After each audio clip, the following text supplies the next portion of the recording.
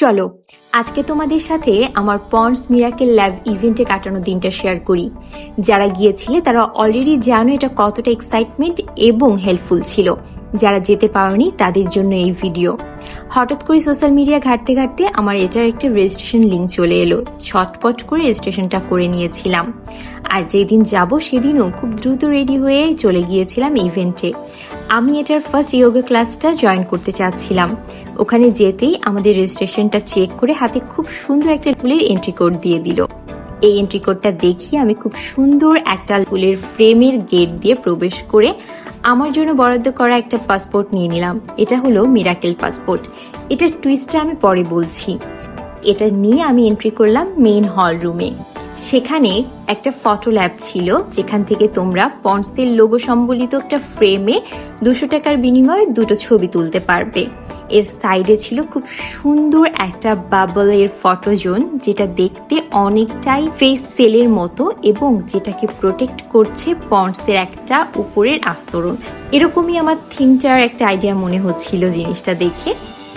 এইটা দেখার পর আমরা প্রবেশ করলাম হলুদ, নীল, কালো এক কিছু রুমে। এই যে আমাদের পরিবেশের দূষণ, স্কিন টাইম, সূর্যের রশ্মির কারণে যে ক্ষতিগুলো হয়, তেমনি যে আমাদের স্কিনটাও ড্যামেজ হয়, সেটারই একটা প্রতীক রূপ ছিল। এটা দেখার পর আমি প্রবেশ করলাম মেইন হল রুমে। সেখানের ফার্স্টে একটা অংশ ছিল সুন্দর করে প্রেজেন্ট করা। এটা পন্ডসের একটা মিউজিয়াম, যেখানে একটা হিস্টোরি, কিছু আইডিয়া দেওয়া ছিল। সেখান থেকে একটা সাইডেই ছিল একটা শপ, যেখানে টেস্ট করা হচ্ছিল আমাদের স্কিন টাইপটা টেস্ট করার পর পাশে যে শপটা ছিল সেখানে টেস্ট করা হচ্ছিল আমাদের ফেসের কন্ডিশনটা, এটা আসলে কতটা ঠিক আছে, কতটা হাইড্রেটেড আছে ফেস, সব কিছু দেখানো হচ্ছিল। এবং এরপর একজন এক্সপার্ট ছিল যে আমাদের পরামর্শ দিল যে আমি আমার ফেসের জন্য কি ইউজ করলে এই প্রবলেমগুলো দূর হবে। এর পাশে ছিল স্পিন গেম, যেটা থেকে গিফট জেতার সুযোগ ছিল। তার পাশে পন্ডসের সকল প্রোডাক্টের বিগ ডেমো দিয়ে খুব সুন্দর একটা ফটো জোন। এখানেও সবাই অনেক সুন্দর সুন্দর কিছু ছবি তুলেছিল, তাই সবার দেখা দেখি আমিও এখানে বেশ কিছু ছবি আর ভিডিও নিয়ে নিলাম। এগুলো ছাড়াও পুরো ইভেন্টে আরো অনেকগুলো ল্যাব অপশন ছিল, যেখানে পন্ডসের বিভিন্ন প্রোডাক্টগুলো কিভাবে কাজ করে সেটা দেখানো হচ্ছিল। এখানে আপুটা আমাকে টেস্ট করে দেখাচ্ছিল নায়াসিনামাইড যুক্ত সিরামটি আমাদের ত্বকে কিভাবে কাজ করে, কিভাবে এটা ভেতর থেকে ক্লিন করে দেয়, পুরোপুরি পিওরিটি নিয়ে আসে। এর সাথে সাথে আরো কিছু টেস্ট আমি দেখে নিলাম যে আমরা সানস্ক্রিনটা ব্যবহার না করলে আমাদের ত্বকের কিভাবে ক্ষতি হবে, আর এটা ব্যবহার করলে আমাদের ত্বকটা কিভাবে প্রোটেক্ট থাকবে। আর প্রতিটা শপে ভিজিট করার পর আমাদের যে পাসপোর্টটা দিয়েছিল সেটাতে একটা করে স্ট্যাম্প দিয়েছিল। এটারও একটা কজ আছে, সেটা আমি একটু ওয়েট করো বলছি। এর পাশাপাশি কিন্তু বেশ এক্সাইটমেন্ট কিছু গেম ছিল, যেমন এই গ্লোপিটের একটা গেম। এই গেমটা, এটার আমি নামটা ভুলে গিয়েছি। এমনই বেশ মজার মজার কিছু গেম। এবার বলি যে আমরা যে এতক্ষণ স্ট্যাম্প কালেক্ট করলাম প্রতিটা শপে গিয়ে, এটা নিয়ে কি করব। আমাদের যে পাসপোর্ট বুকটা দিয়েছিল সেটাই বা কেন। এই যে পাসপোর্ট বুকটাতেই আমরা স্ট্যাম্প কালেক্ট করেছিলাম এবং এটা দিয়ে আমরা আমাদের গিফটটাও কালেক্ট করব এই স্ট্যাম্পগুলো দেখিয়ে। স্ট্যাম্প যুক্ত পাসপোর্টটা নিয়ে আমি চলে গেলাম মিরাকেল শপে। সেখান থেকে কালেক্ট করে নিলাম আমার সব গিফট।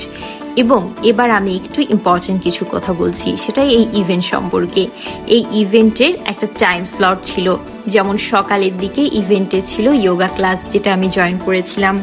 এরপর দুপুর 3টার দিকে ছিল এক্সপার্ট টক্স, যেখানে আমাদের ত্বকের বিভিন্ন বিষয় সম্পর্কে এক্সপার্টরা কথা বলবে। 4টার দিকে ছিল স্কিন ইনফ্লুয়েন্সারদের একটা প্রোগ্রাম এবং পরে ছিল অন্যান্য প্রোগ্রামগুলো। তো আমি ফার্স্টের দিকে যোগা ক্লাসটা দিয়ে শুরু করেছিলাম এবং এরপরে ধারাবাহিকভাবে বেশ কিছুটা সময় কাটিয়ে এসেছিলাম। এবার ইভেন্টের আরো কিছু বিষয় বলি। এই ইভেন্টটা চলেছিল 26, 27, 28 এই 3 দিন। আমি গিয়েছিলাম ইভেন্টের শেষ দিন মানে 28 তারিখে, আর এর আগে 27 তারিখে কিন্তু অন্যান্য প্রোগ্রাম আরো ছিল। তো তোমরা যারা অন্যান্য দিন গিয়েছিলে একটু শেয়ার করবে অবশ্যই। আমি আমার দিনটা আমার মতন করে শেয়ার করলাম, আর যতটা পেরেছি জানানোর চেষ্টা করেছি। এবং আমার কাছে এই ইভেন্টটা অনেক বেশি হেল্পফুল এবং অনেক বেশি এক্সাইটমেন্ট ছিল।